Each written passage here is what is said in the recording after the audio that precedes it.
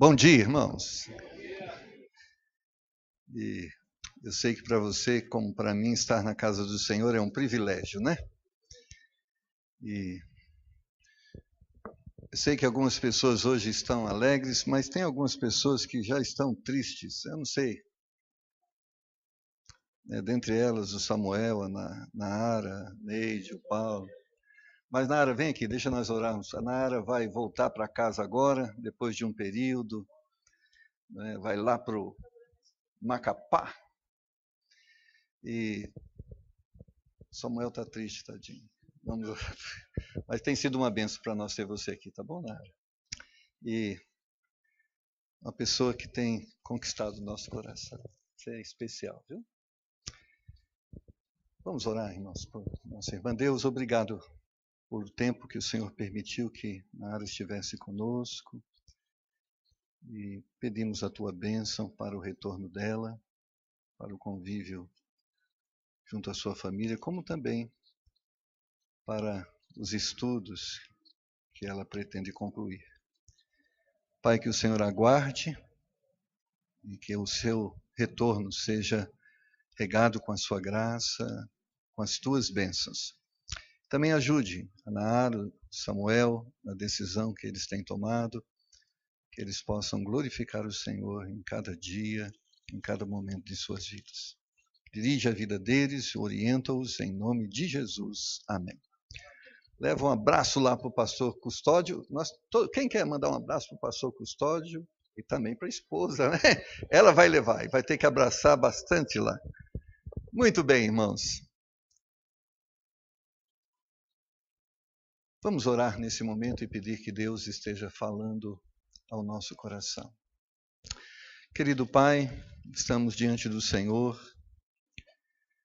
entendendo nossas limitações, mas crendo, Senhor, no poder do Teu Espírito Santo, aquele que nos capacita, aquele que conhece cada coração e percebe a necessidade que cada um desses corações tem. Então, Pai, que eu possa ser um instrumento nas mãos do Senhor para comunicar aos meus irmãos aquilo que o Senhor quer falar a eles. E que os seus corações sejam agraciados com o poder do Teu Santo Espírito, a fim de que venham compreender, mas que também sejam revestidos de poder, a fim de que venham viver a Tua vontade. Me limite, Senhor, aquilo que o Senhor diz e me impeça de acrescentar ou diminuir aquilo que é a verdade do Senhor revelada na sua palavra. Pedimos em nome de Jesus. Amém. Muito bem, irmãos. Eu falo que a igreja é um hospital onde nós estamos sendo tratados, e o grande projeto de Deus através da igreja é nos prepararmos para o encontro com o seu Filho Jesus Cristo. E a palavra de Deus afirma que Ele começou em nós uma obra e Ele vai terminar esta obra. E o Espírito Santo está trabalhando nisso, a palavra de Deus está sendo usada para isso. E a igreja de Deus é um instrumento nas mãos de Deus para isso. Ou seja, você deve entender que o grande propósito que você tem em estar aqui é que você quer ter mais comunhão com Deus. E para termos mais comunhão com Deus, nós temos que deixar o pecado e vivermos uma vida mais santa diante da sua presença. Então nós temos sempre falado e pensado e refletido sobre aquilo que nos afasta de Deus. Mas hoje eu gostaria de que a gente trabalhasse na solução disso. Porque às vezes não, eu tenho certeza que todos nós temos consciência dos nossos pecados. Talvez algum ou outro a gente ainda não sabe, não foi ensinado acerca do problema que ele representa, mas na maioria das coisas a gente sabe, você sabe. E às vezes essa consciência acerca do pecado traz um grande desânimo para nós. E às vezes olhamos para tudo isso e falamos, olha, eu não tem jeito, eu não consigo. Mas eu creio que o mesmo Deus que nos exorta à santidade, Ele oferece todos os recursos para que nós venhamos a viver essa santidade. E muitas vezes o que nós precisamos é aprender como lidar com este problema. Então, eu gostaria que nós começássemos a pensar, eu espero concluir, e se não concluir, a gente vai concluir à noite, mas o que fazer quando erramos? Você já errou? Eu já errei. Agora, como você tratou do seu erro? Como você se relacionou com esta realidade que todos nós vivemos? Em 2 Crônicas, capítulo 7, versículos 12 a 15, e nós vemos aqui um capítulo que é uma sequência histórica da inauguração do Templo de Jerusalém, construído por Salomão. E Deus havia escolhido aquele lugar e havia determinado que aquele lugar era o lugar que Deus abençoaria o povo, aonde os sacrifícios seriam feitos, aonde Deus se manifestaria de forma presente e visível diante do povo. E nesse momento, então Deus aparece a Salomão e comunica com Salomão um dos valores e da utilidade daquele lugar.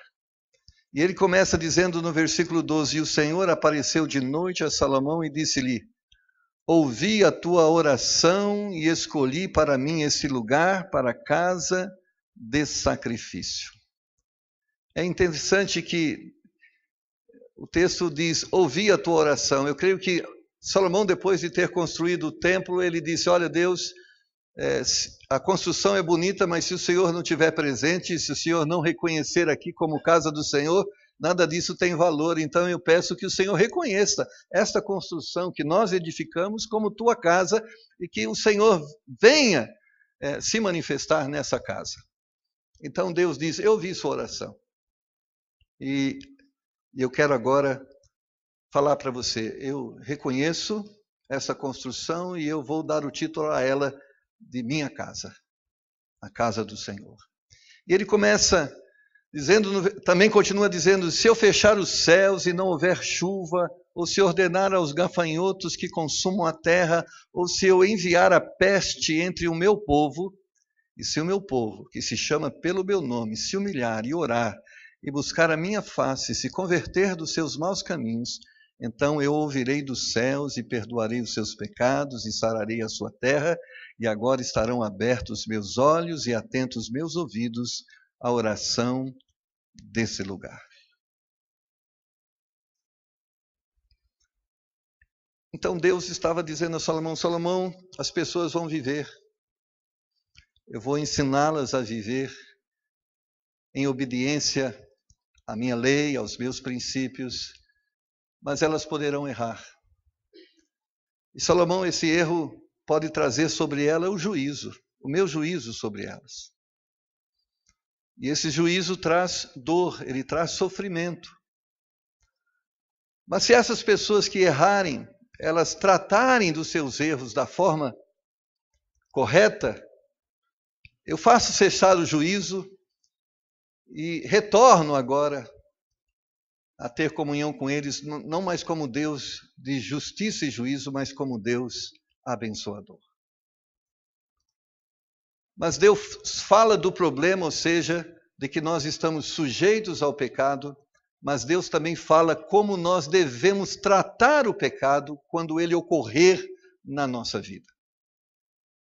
Eu creio que eu e você já chegamos em um momento em nossa vida que nós percebemos que tudo está errado. Nada está dando certo. Você já chegou no momento da sua vida assim? Você olha e fala assim, alguma coisa está errada.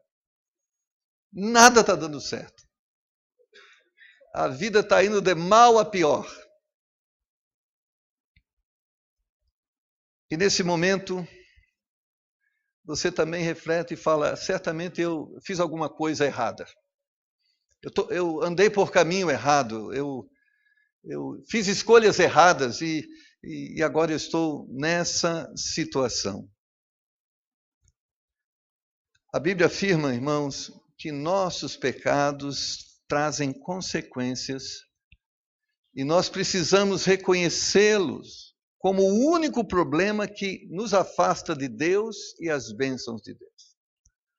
Eu creio que muitas vezes nós olhamos para a visão que temos sobre o pecado de uma forma inconsequente. Eu peco e todo mundo peca. Eu não sou perfeito, mas quem é? A gente muitas vezes olha dessa forma. Mas, irmãos, lendo, e se você ler a palavra, e tiver o hábito de ler a palavra, você vai ver que o pecado não é um negócio que a gente deve ver dessa forma, não. A história bíblica, ela nos comunica o poder de destruição que o pecado tem. E não só o poder de destruição terreno, físico, financeiro, mas o poder do pecado no sentido de o poder de destruição da nossa comunhão com Deus e o poder que ele tem de nos afastar das bênçãos de Deus. Ou seja, às vezes nós olhamos para o pecado com os nossos olhos. E os nossos olhos são assim mesmo. O que tem? É só uma falhazinha. Esse pecado não é tão pecado assim, né? Olhando para o Marcola, eu sou um cara sensacional. Eu sou quase perfeito. Mas nós temos que olhar para o pecado com os olhos de Deus. Não vamos ser nós que vamos nos julgar a nós mesmos, mas nós vamos ser julgados por Ele.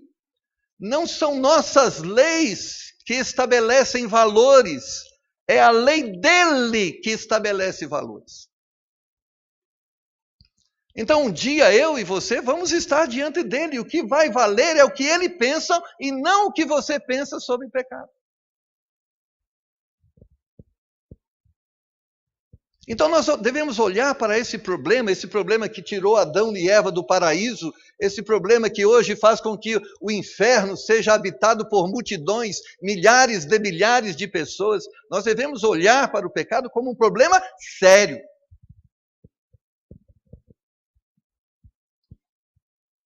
Assim como um câncer físico é um problema sério, eu diria para você que o pecado é um problema mais sério do que um câncer físico.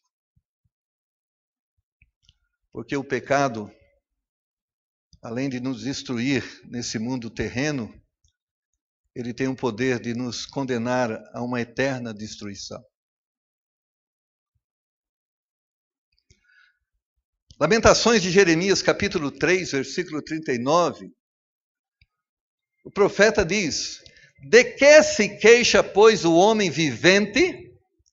Queixa-se cada um dos seus pecados. É como ele estivesse a dizer, sabe de quem é a culpa de todo o mal que está sobre a sua vida? Não é do governo, não é do plano econômico, não é do PT, tampouco a solução não é do PSL.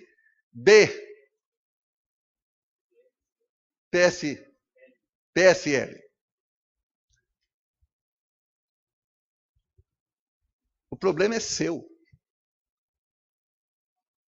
São suas escolhas que estão determinando e trazendo as consequências sobre a sua vida. E você deve trazer para você essa responsabilidade. Porque Deus não está limitado, ou seja, condicionado. Olha, se o plano do PSL for bom, então você vai ser abençoado. Não. Deus vai falar, olha, não preciso de plano, eu alimento os pássaros, eu visto as ervas do campo, pode ficar tranquilo, buscai antes o reino de Deus e a sua justiça, e as demais coisas serão acrescentadas. Fique tranquilo. Ele também não está dizendo, durma, não trabalhe. Ele está dizendo, Deus vai prover. Deus vai prover. Isaías capítulo 59, versículo 2, vai ainda enfatizar: mas as vossas iniquidades fazem separação entre vós e o vosso Deus, e os vossos pecados encobrem o seu rosto de vós, para que não vos ouça.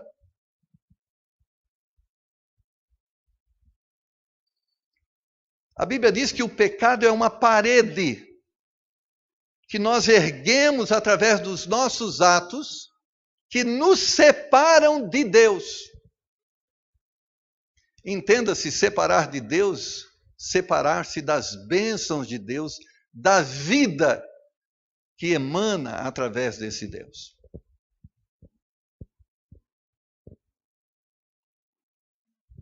O pecado, irmãos, segundo a palavra de Deus, nos afasta de Deus. O pecado impede as bênçãos de Deus nas nossas vidas. O pecado traz dor e miséria. Esta é a narrativa bíblica. Toda vez que o homem escolheu desobedecer a Deus, ele sofreu as consequências do seu pecado. Isso eu não estou dizendo necessariamente que se tornaram pobres financeiramente, não. Alguns até pecaram e eram ainda ricos financeiramente. Mas sofreram de uma forma terrível. Dor, miséria. E acima de tudo, irmãos, eu creio que quando nós aceitamos Jesus Cristo como nosso Salvador, nós assumimos um compromisso com Deus de viver a sua vontade. Eu creio que nós não fomos enganados naquele dia que aceitamos Jesus como nosso Salvador. Nós fomos conscientizados que a partir de agora você deve viver uma nova vida. E nós dizemos sim, sim, é isso que eu quero.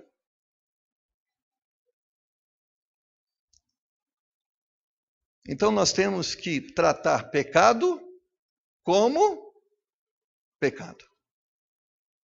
É isso que você deve ver. Talvez pareça simples, mas é complexo quando nós entendemos o que significa a palavra pecado.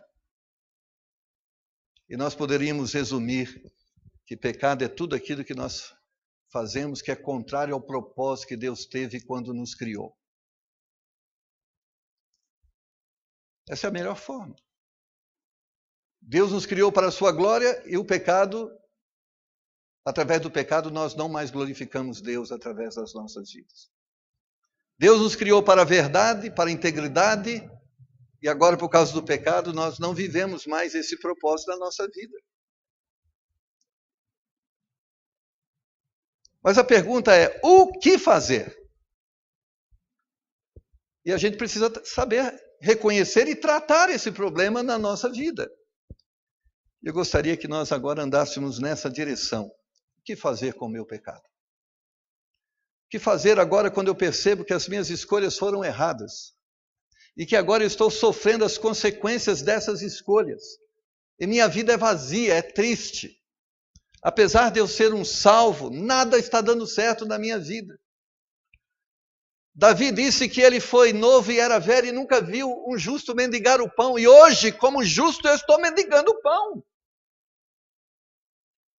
Alguma coisa está errada, porque a Bíblia é verdadeira. E se a Bíblia é verdadeira, o erro está em quem? Em mim. Eu preciso perceber o que Deus quer falar comigo. O que Deus quer me mostrar. Poderíamos começar, irmãos, vendo na Bíblia exemplos do que não fazer, porque muitas vezes, eu chamo a sua atenção, muitas pessoas não estão tratando o pecado como pecado. Isso é um problema. É como você está com uma inflamação, está com febre e você toma Novalgina. Vai curar? Não. Vai agravar. A Bíblia nos dá exemplos de pessoas que trataram desse assunto de forma equivocada.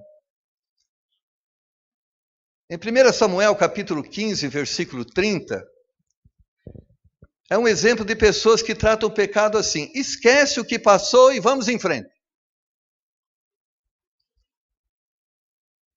Ele diz lá, 1 Samuel 15:30, disse ele então, aqui quem está dizendo é Saul, pequei. Ele disse, eu entendo, eu pequei. Mas ele disse a Samuel, honra-me, porém, agora diante dos anciãos do meu povo e diante de Israel, e volta comigo, para que adore ao Senhor teu Deus. É como ele disse, eu pequei, mas vamos continuar. Esquece aquilo que aconteceu e vamos em frente, a vida continua.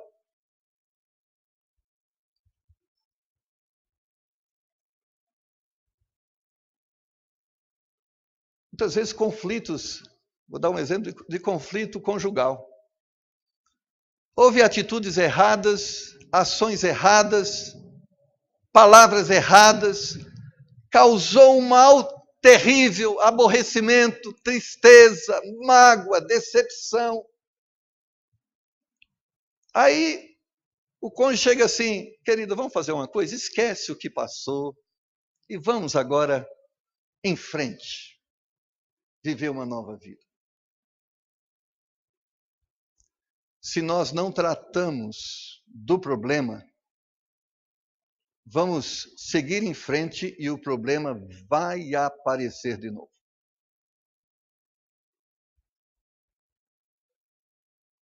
Esquece o que passou e vamos em frente, isso não resolve o nosso problema. Tanto é que Saul não resolveu esse problema.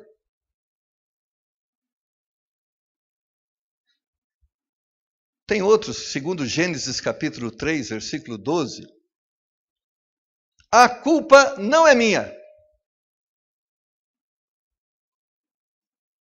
Foi ele que provocou. Então, essa foi a fala de Adão. Então disse Adão, a mulher que tu me deste por companheira, ela me deu a árvore e comi. Adão, tu comeu o fruto que não deveria comer? Comi. Tu sabia que não deveria comer esse fruto? Sabia. Mas sabe por que eu comi? Foi a mulher que o Senhor me deu. É essa mulher. Ela que fez o jantar e trouxe a fruta para mim comer. A culpa, Deus, não é minha, é dela.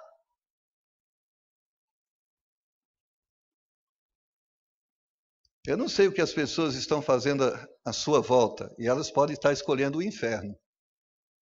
Elas podem. Mas se elas escolhem o inferno, você escolhe o quê? A culpa é do governo, a culpa é da mulher, a culpa é do filho, a culpa é do cara que me provocou, a culpa é do cara que me xingou. Irmãos, o pecado praticado por ele é pecado, e se você se tornar semelhante a ele, você também é pecador. Então isso não resolve essa desculpa que a culpa foi dele. É ele que me provocou. A Bíblia diz que a alma que pecar, esta alma morrerá. As pessoas fazem as suas escolhas, e nós fazemos nossas escolhas. Mas tem a terceira forma que as pessoas tentam resolver o seu problema. Foi sem querer. Eu não queria. Eu acho interessante, tem um exemplo muito interessante na Bíblia, em Êxodo, capítulo 32, 24. E aqui a fala de Arão. Então, eu lhes disse, quem tem ouro, arranque-o e deram, e lancei no fogo, e saiu este bezerro.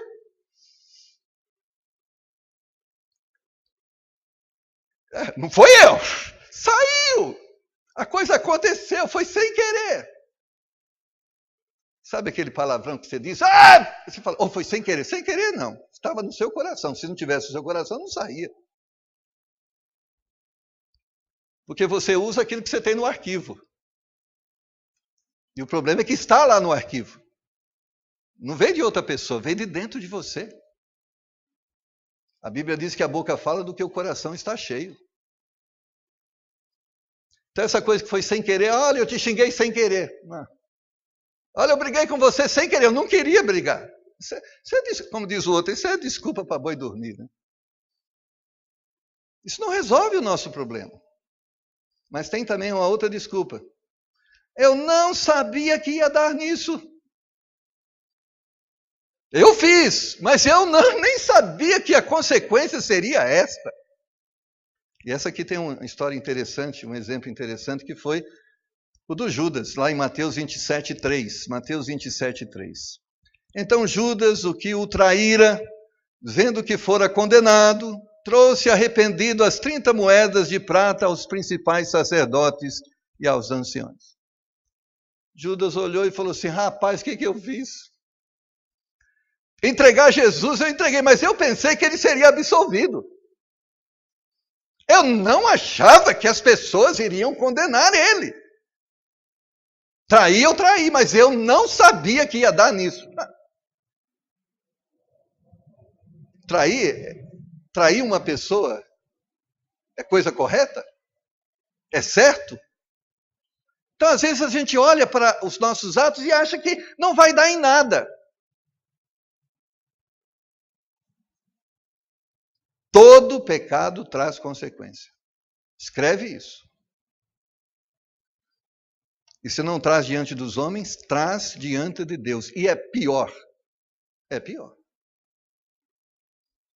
Mas há aqueles que também, sabe, eu vou fazer. Eu escolho, eu vou fazer. Eu sei que é pecado, mas eu vou fazer. Eu estava aconselhando uma vez um casal e falava para ele assim: olha, você sabe o que Deus pensa sobre divórcio? Eu sei. Você sabe as consequências que Deus diz sobre divórcio? Eu sei, mas eu vou me divorciar. O problema é meu. Mas você sabe das consequências? Eu assumo as consequências.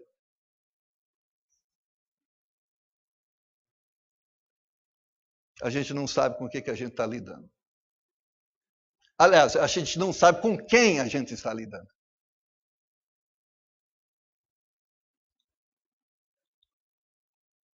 É o que diz 1 Reis, capítulo 11, versículo 6.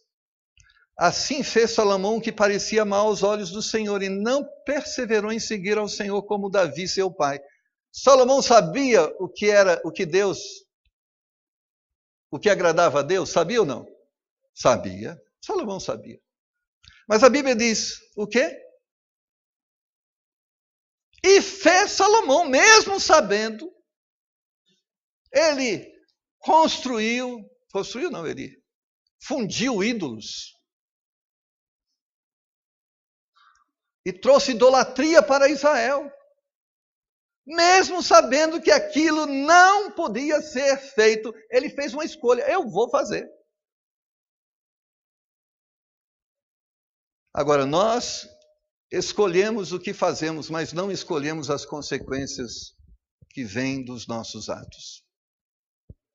E nós sabemos as consequências que veio para a continuidade do reinado de Salomão.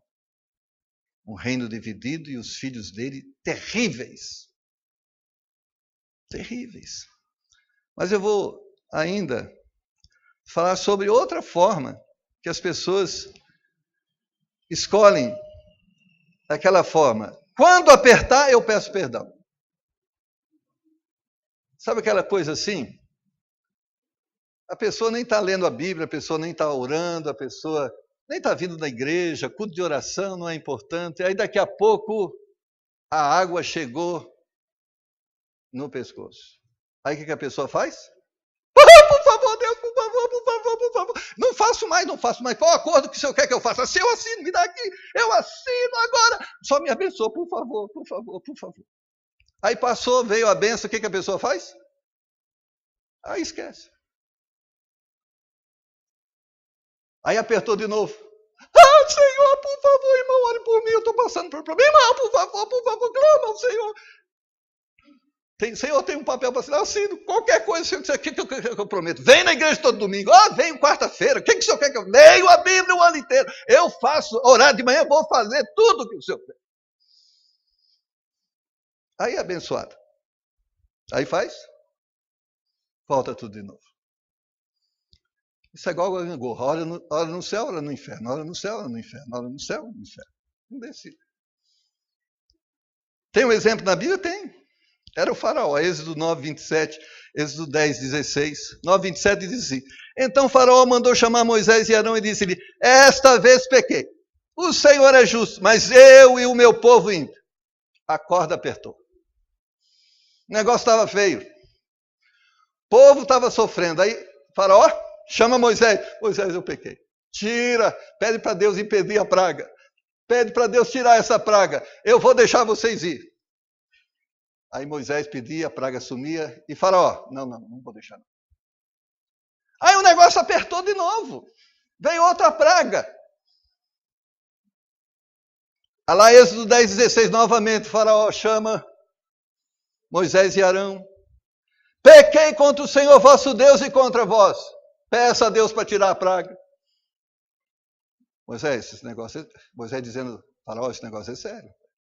Você vai deixar o povo ir? Não, vou deixar. Só peça para tirar essa praga aí. Tá bom, Deus tira a praga, tirou a praga. Não vou deixar o povo. Tem muito crente que é assim. É igual boi, tem que ser... Como é que chama aquele negócio lá? Ferrão. Tem que ser no ferrão. Vem o ferrão. Não, eu vou obedecer. Aí daqui a pouco não dá. Vem ferrão de novo. Vai ficar assim. Sofrendo, porque não desenvolve um caráter. É só arrependimento por conveniência. Ele entende que é pecado? Entende. Mas ele só está arrependido porque está sofrendo. Quando deixar de sofrer, volta a fazer de novo.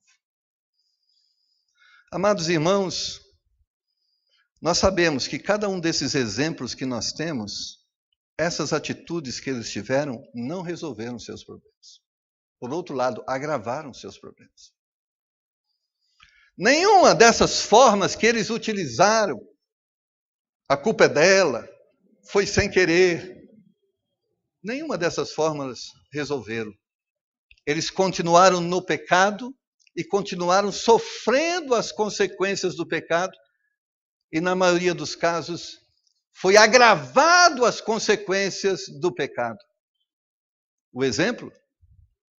Saul não se arrependeu. E passou a sofrer mais do que estava sofrendo. Faraó não se arrependeu. E sofreu as consequências da ausência de arrependimento verdadeiro. Nós podemos dizer, Judas, esse não precisa nem dizer, né? Judas não se arrependeu, só teve remorso. E acabou se suicidando. E a gente sabe a consequência do povo de Deus. Não entraram na terra prometida, porque não se arrependeram dos seus pecados. Põe uma coisa na sua cabeça. Trate pecado como pecado. Porque se você não tratar pecado como pecado, ele vai continuar sendo pecado. E as consequências ditas por Deus vão se manifestar na sua vida. Porque Deus ensina, Deus exorta-nos em relação ao ensino que Ele nos deu, e quando não ouvimos, Deus permite as consequências das nossas escolhas. É como o filho do pródigo. Eu quero ir para o mundo. Vai. O filho pródigo viu as consequências da sua escolha. Ele disse, meu pai estava certo. Desejava comer a comida dos porcos. E ele voltou, arrependido, porque entendeu que a escolha foi errada. Amados irmãos, o que fazer quando nós erramos? Assim como o problema é consequência de nossas escolhas, a solução será também consequência da forma como nós vamos tratar o pecado. Ou seja, nós vamos sofrer a consequência da nossa escolha. A forma como você trata o pecado vai determinar o futuro seu. O que você vai viver no seu futuro está determinado pelas suas escolhas. E você tem que entender isso. Você pode até ignorar. Faz o que você quiser, a vida é sua, você toma as decisões. Mas eu afirmo, baseado nesta palavra, que há consequência. E se não há consequência do pecado, nós nem precisamos de Jesus Cristo como Salvador, nem precisamos ser lavados pelo seu sangue, nem precisamos de santificação. Viva e seja um ateu. Mas se você entende sobre Deus e lê a palavra de Deus, você vai entender sobre isso. O perdão de Deus, escreve isso aí também é muito importante. O perdão é condicional. Ou seja, ele existe, mas está condicionado à forma como você vai se relacionar com esse perdão. Entende? Condicional. Depende de Deus, mas também depende de você. Por isso, Atos capítulo 3, versículo 19, a Bíblia diz: arrependei-vos, pois, e convertei-vos. Duas palavras importantes: arrependimento é pecado. Conversão, não vou viver mais dessa forma. Porque aqui que está interessante, a vírgula: para que sejam apagados os vossos pecados. Para que significa condicional. Existe um elemento condicionante. O perdão só pode ser dado mediante arrependimento e decisão de mudança de atitude. Você quer resolver o problema conjugal? É assim. Há conflito, tem que haver arrependimento e uma determinação. Eu não vou fazer isso mais. Aí o perdão deve ser concedido. Porque sem arrependimento e conversão é só retardar a catástrofe. Se não houver mudança de atitude e arrependimento das coisas erradas que nós estamos fazendo, só estamos retardando o mal. Ele vai vir. Você vai aguentar 10 anos, 20 anos, 30 anos e às vezes 50 anos. Aí você vai falar, 50 anos se separou? Se não for tratado, um dia entorna. O caldo entorna. Se você não corrigir o seu filho e não levar ele a essa concisão, você tem que se arrepender das coisas erradas e assumir um compromisso de fazer a coisa certa. Se você não fizer isso, você está destinando o seu filho à destruição. Ele tem que aprender desde cedo que o pecado traz consequência.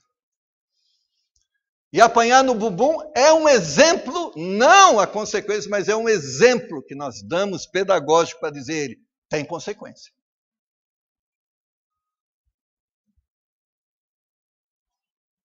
A Bíblia vai nos dizer de uma forma clara, para tratarmos o pecado. Número 1, reconhecer que erramos, não fizemos o que era certo. No texto que nós lemos, está lá escrito no versículo 13, desculpa. O 13 diz sobre a consequência, mas o 14. Se o meu povo que se chama pelo meu nome se humilhar, e aqui se humilhar é isso. Se humilhar eu sou culpado. Não é outro. Não é ele, não é ela, não é o governo. Eu, Senhor, eu sou culpado. Do que se queixa o homem, cada um se queixa. É eu, o problema é meu. Mas o meu lar não está bem. Mas eu estou cooperando para isso. Não é só ela, eu também estou fazendo isso.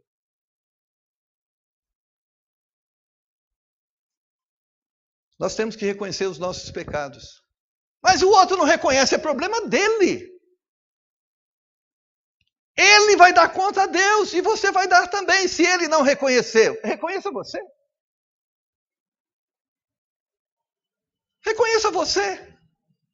Ah, se os profetas pensassem assim, o povo todo escolheu não seguir a Deus, então eu vou escolher também. Não, eles que escolhem, eu já fiz a minha escolha, eu vou ficar sozinho, mas eu vou fazer essa escolha.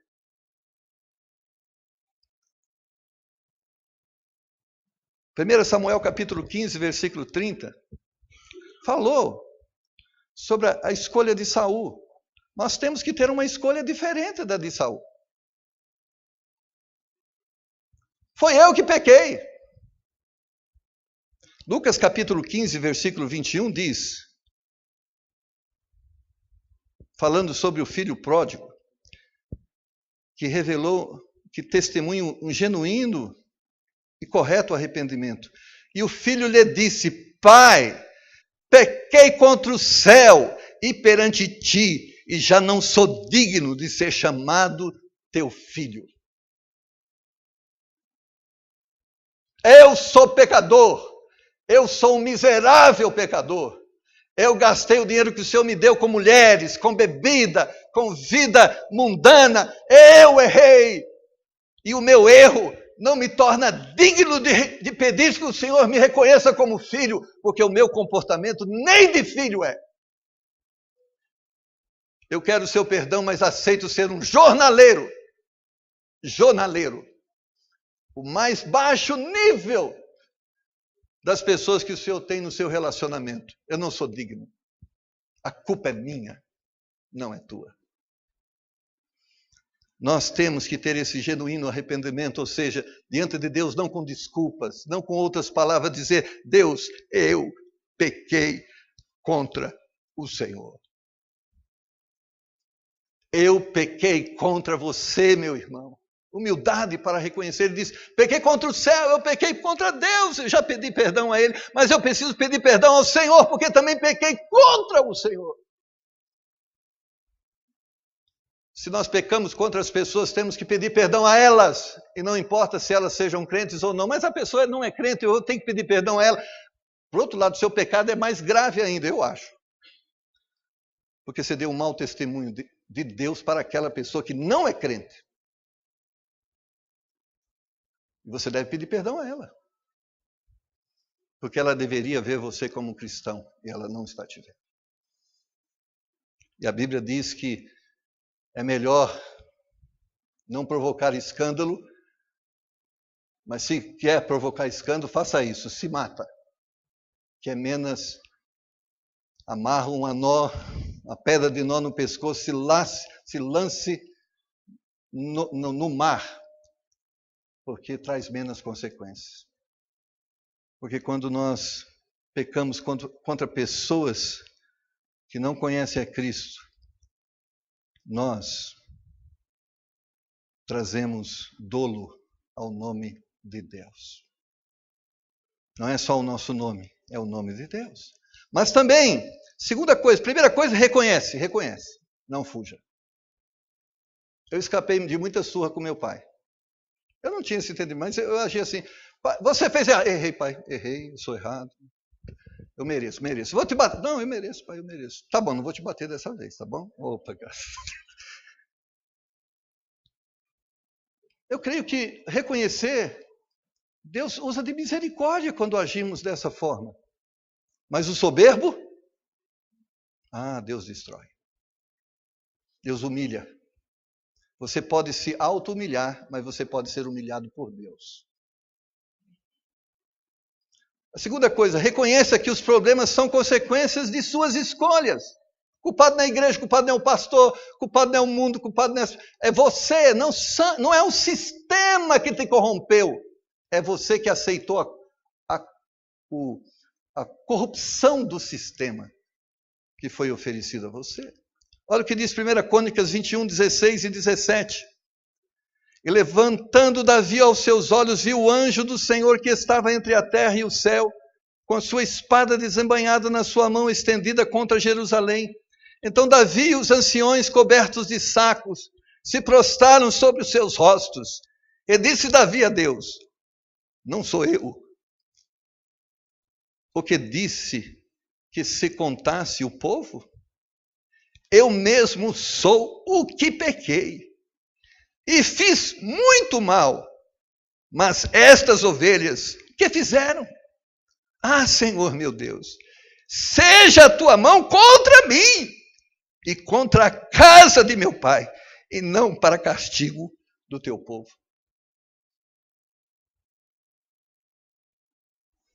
Davi se rebelou contra Deus, e quis medir o seu poder através do número das pessoas que ele tinha. Ele ordenou que contasse o povo. E Deus não se agradou. E mandou Deus um anjo do céu. E a Bíblia diz que morreram 70 mil homens.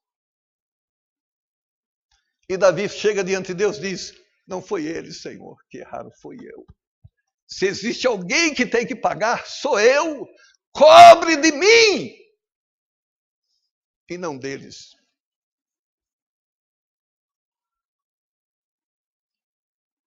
Nós temos que ser honestos com Deus. Fui eu, sou eu. Eu tenho errado. Então estou aqui arrependido para sofrer as consequências do meu pecado. Não quero correr delas, não. Não faça a minha esposa sofrer, meus filhos sofrerem. O pecador sou eu e não eles. Eu tenho feito escolhas erradas. Tenha misericórdia de mim. Outra coisa importante. Ora.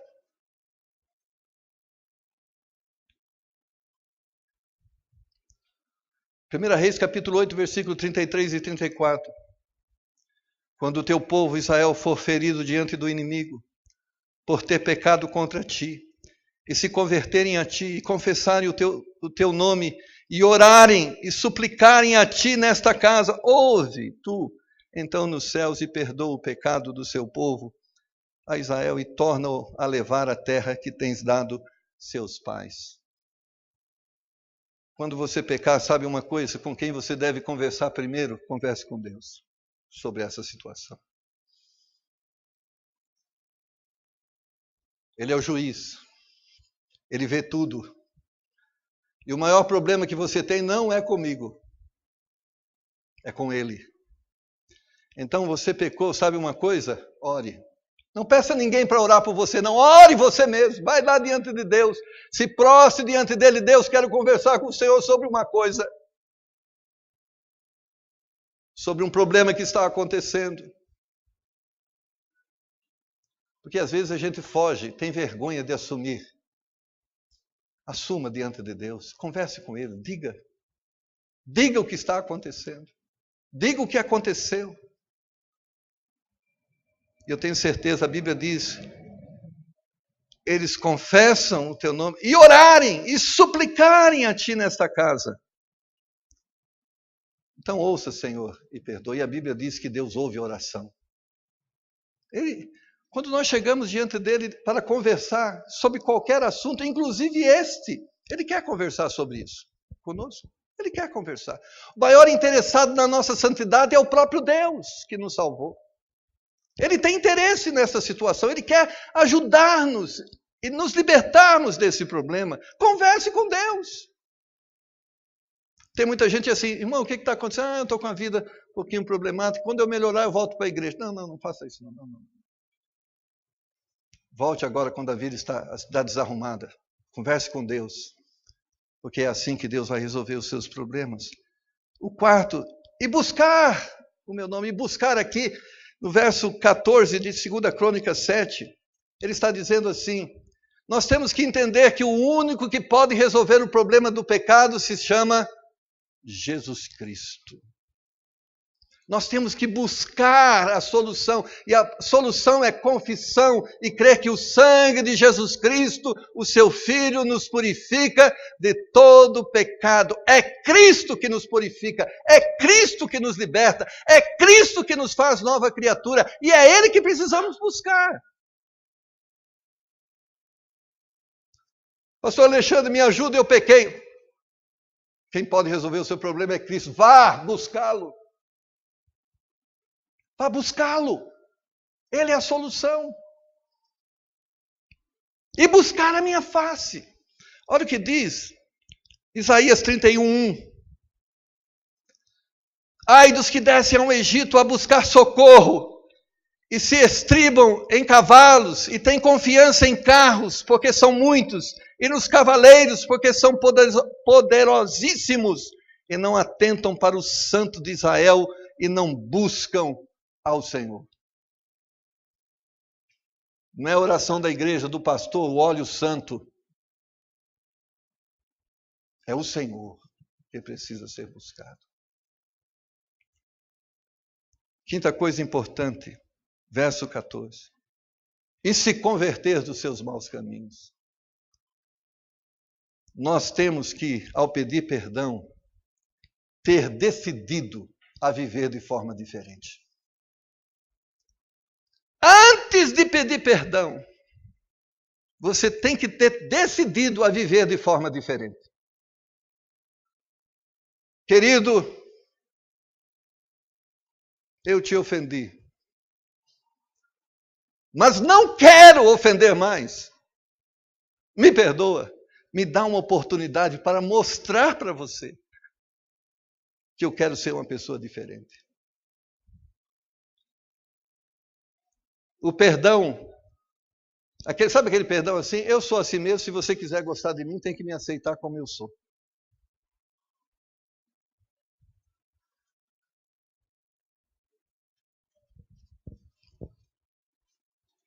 Um dia você vai perceber que não dá para aceitar.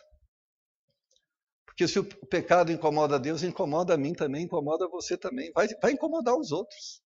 Esse negócio, eu sou assim mesmo, você tem que me aceitar assim. Isso não é de Deus. A Bíblia diz que aqueles que estão em Cristo, nova criatura é, e as coisas velhas já passaram, eis que tudo se fez novo. Eu era assim, me ajude a ser uma pessoa diferente, porque eu já decidi ser uma pessoa diferente. Atos 3,19 diz, e nós já lemos, arrependei-vos, pois, e convertei-vos, para que sejam apagados os vossos pecados. Se estas forem nossas ações, irmãos, o resultado será, então eu ouvirei dos céus e perdoarei os seus pecados e sararei a sua terra.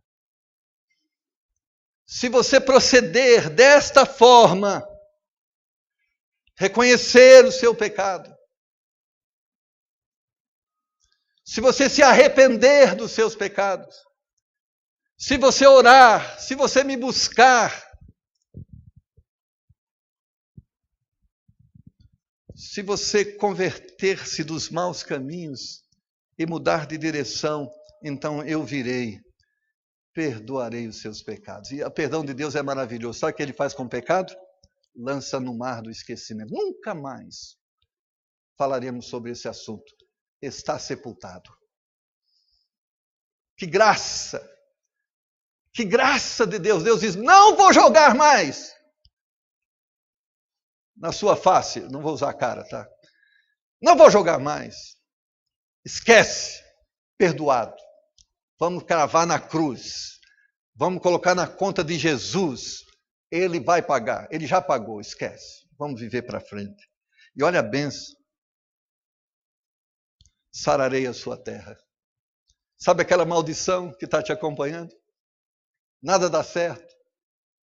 Não se multiplicam os bens. Dor e sofrimento cessa. Deus agora derrama chuva. E a terra brota.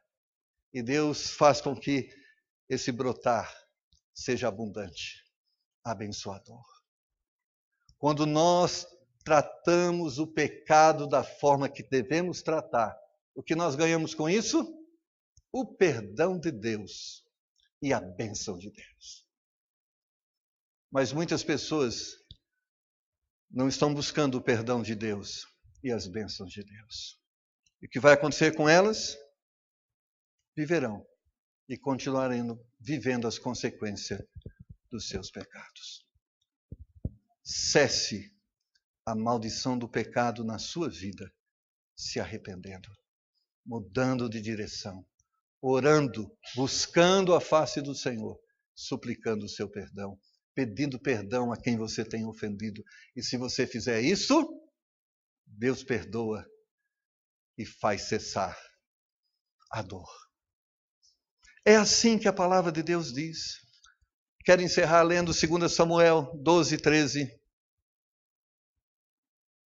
Diferentemente de Saul, quando Davi foi acusado justamente de homicídio e adultério, então disse Davi a Natã, pequei contra o Senhor. E disse Natã a Davi: também o Senhor perdoou o teu pecado, não morrerás. Certamente essas palavras foram consoladoras para Davi. Ele sabia, ele havia matado, ele havia adulterado. Isto era trágico. Mas Davi disse: eu pequei contra o Senhor, estou arrependido. E Natã disse: Deus te perdoou, não morrerás. E sabe por que diz não morrerás? Porque o adúltero era punido com apedrejamento.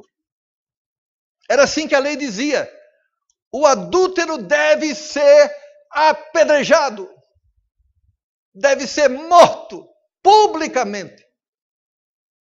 Mas Natã disse: você não vai morrer, porque você se arrependeu e decidiu mudar de direção. Morte está profetizado para o pecador, mas vida está profetizado para o pecador arrependido, que crê e reconhece Jesus Cristo como Salvador. Abaixe sua cabeça, vamos orar. E nesse momento de oração, a pergunta de Deus para a sua vida é esta: como você tem tratado o seu pecado? Os seus pecados. E Deus gostaria que você fosse uma pessoa abençoada. Mas para que você seja uma pessoa abençoada, Deus diz: você tem que tratar os seus pecados. Senhor, nós te agradecemos por tua palavra instrutiva, exortativa. Ela quer e deseja, Senhor, nos mostrar o caminho melhor, o caminho excelente, o caminho da paz, o caminho da bênção. Pai, dá-nos sensibilidade espiritual. Ao fazermos um raio-x sobre a nossa vida, ajuda-nos a perceber as coisas que temos feito, que são contrárias ao Senhor, à sua palavra. E dá-nos, Senhor, um coração humilde para reconhecer e para obedecer o Senhor naquilo que o Senhor nos ensina. Ajuda cada um de nós, em nome do Senhor Jesus. Amém? Que Deus te abençoe. Vamos em paz.